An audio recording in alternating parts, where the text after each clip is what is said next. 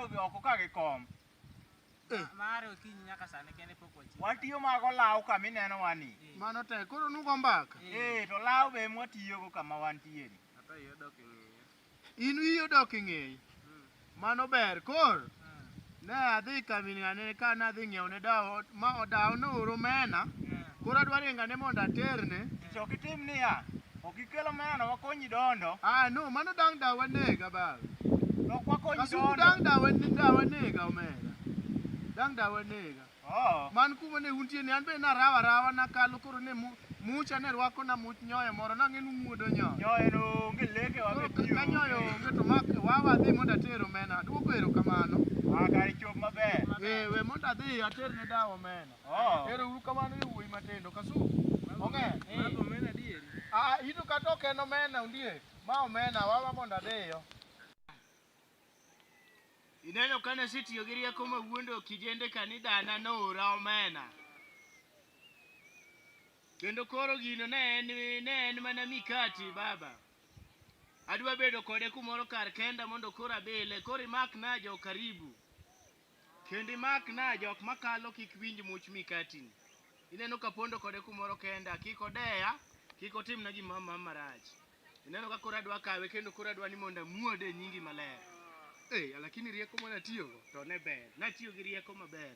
Nawuondo gi ni dana ora omena. To gin nyathi moto odwa chito nyathicha to ne chala chach. Nyithindo moko ing'eyo kaka nonyuolo. Ne nyathi moro nyathicha ne chech.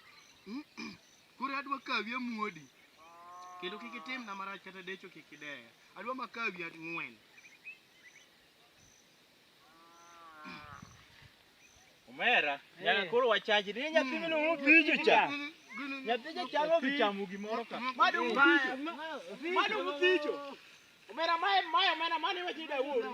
Mayo omena mane wachida uru.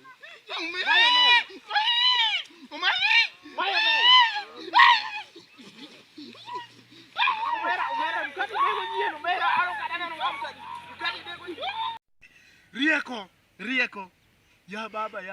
Ya baba naduoko ni erokamano ni imaya rieko mar loso ndara lakini ma chiemo to naduoko ni erokamano. Yang'e wuondo ji mogo yawa. Baba erokamano yawa ni maya rieko mar loso ndara, rieko mar pur, rieko mar mayo ji koto ji lakini ma chiemo naduoko ni erokamano. Ne kaka awuondo wase kaniatho giringo adonge moko ni giri ok inya chamo gi kwe. Ok inya chamo,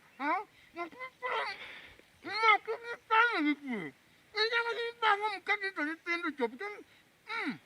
Baba duoko ni erokamano kendo awoni erokamano mang'eny. Ma mogo. Ang'onda. Omera. Omera upani nyinja okotho bwana. Ipani nyinja okotho bwana. Ipani nyinja mkati uko nini?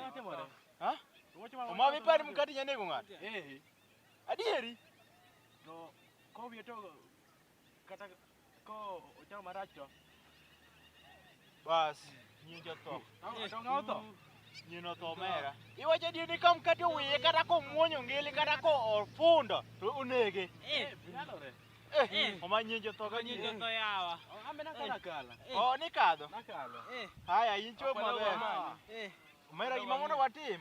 Waluoni bang' nyinjo Omera. Yawa.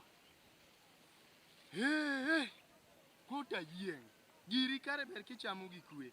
Koto ayieng. Made ng'ato koro miya mana soda moro kata pi moro. Kata pi. Kata soda mar pi chade koro. Yawa. Kora yieng. Apenji madong picho. Karo kitho. Kana mkati uko ne? Apenju gombo na tho. Kare mi kithi ni ka mumi cha.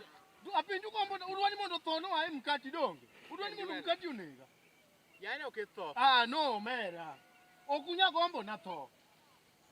Tho no udwani mondo ae mkati. Nyaka in wuoyi matin nyaka in kasuku igombo na tho na mondo ong'e. Igombo na tho na mondo ae mkati bwana. Kapenji. Tang'o mane timi sejega. Koso no kidwani wacham mkati ni. Omera. Kare mago to penjo mage mupenja go. Yani ubiro na kani udwani mondo unega gi mkati ya. Udwani mondo unega gi mkati donge. Udwani mondo unega gi mkati. Kani wale mbona unataka mkate? Ya, upicho. Apenyi. Nula kuruda ho. Maja na umena Nula mbona unataka mkate dongo? Apenyi. Iyo ako mkati, kusiyo ako mena, kusiyo ako wa. Apenyi. Kasu kunyaka hivi nikakupita ngene. Udwa ni mbona unataka mkate dongo? Wana kwa ndege mkati. Mkati wa ndege kona. Umai no, no, no, no.